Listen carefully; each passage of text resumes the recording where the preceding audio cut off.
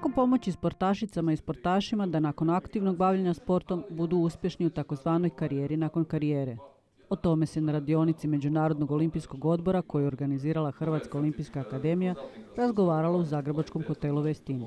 Neke odgovore na brojna pitanja na temelju vlastitog iskustva dala je naša bivša skijašica Ana Jelušić, koja je master edukatorica za programe dvojne karijere u Međunarodnom olimpijskom odboru. Ja sam vrlo zadovoljna, pogotovo odazivom naših mladih sportaša. Uvijek je zadovoljstvo vidjeti da ima zainteresiranih za takvu nekakvu temu. Mislim da je ona vrlo bitna i uvijek je zadovoljstvo nekakva svoja iskustva podijeliti sa onima koji možda u moju situaciju tek dolaze. Tranzicija nije laka, ali mislim da sa određenom dozom pripreme i osviještenosti o tome da tvoja sportska karijera je samo jedna karijera i da nakon nje treba graditi nešto, treba vezati svoja znanja uz nešto novo, da je to puno jednostavnije i to je današnji bio cilj.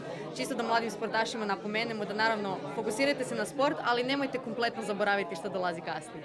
Evo, moderator ste u Međunarodnom olimpijskom odboru za dual karijeru. Što u stvari to kratko znači ili naširoko? Pa znači da u principu, pogotovo prije ove pandemije, sam imala priliku putovati svijetom i predavati o važnosti dualne karijere i općenito o toj tranziciji između sportske karijere i nekakvog daljnjeg poslovanja sportašima svih mogućih profila, od naravno olimpijaca do mladih sportaša koji tek u olimpijskim igrama sanjaju. Naravno da je djelomično lakše biti prepoznatljiv, ali s druge strane ja sam se prvo našla u toj situaciji kada želiš nešto raditi, želiš nešto učiti, a onda ti neko doslovno kaže ma da, ali to je samo ona skijašica. Tako da je tu dvosjekli mač u onome da se moraš isprofilirati u nečemu novome, a opet s druge strane iskoristiti na neki način time što te ljudi prepoznaju.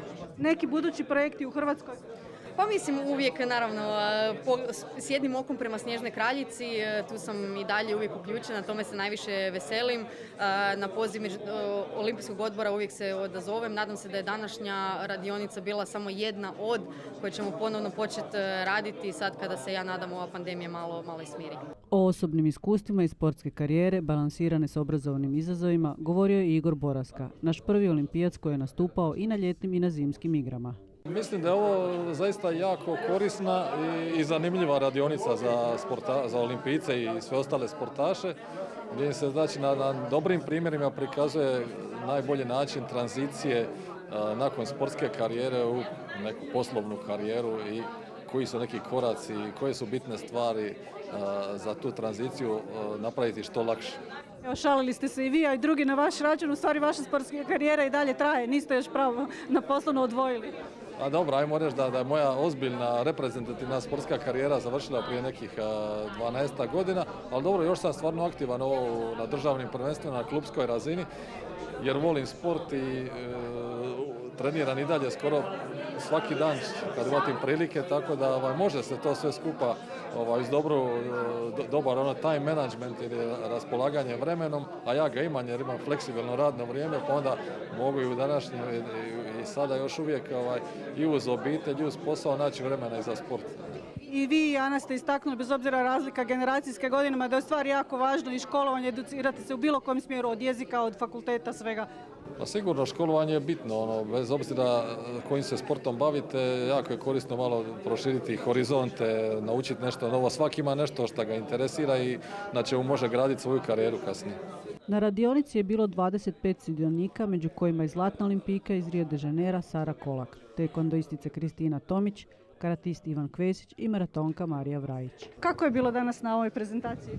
Pa evo, jako sam zadovoljan, bilo je stvarno jako korisno da mi sportaši postavimo sebi neka pitanja šta ćemo raditi nakon naše sportske karijere, da li se vidimo u nekim drugim sferama, tako da evo, stvarno bilo je jako korisno, postavili smo dosta nekih kvalitetnih pitanja i nadam se da ćemo se pronaći u nekoj drugoj životnoj fazi. Svaki uspješan čovjek ima iste kvalitete, iste radne navike, mi kroz sport smo na najbolji mogući način usadili sebi sve te vrijednosti, tako da nadamo se da ćemo to uspjeti prenijeti i u poslovnom svijetu. Jel se već vidite u nekom poslu, imate već neke planove ili to tajno možda? Pa imam planove, trenutno sam na specijalističkom studiju fizioterapije, nekako fizioterapiju sam shvatio kao neki svoj životni poziv, da uz sami sport pomažem ljudima na taj način, mogu usko vezati uz sami sport, tako da evo sada sam da ću nakon svoje sportske karijere raditi kao fizioterapeut. Sportašima pomaže i program Atlit 365 Karijer Plus Međunarodnog olimpijskog odbora kojim se nastoji proširiti obrazovanje i mogućnosti zaposlenja te im pokazuje kako s više samopouzdanja zakoračiti u karijeru nakon sporta.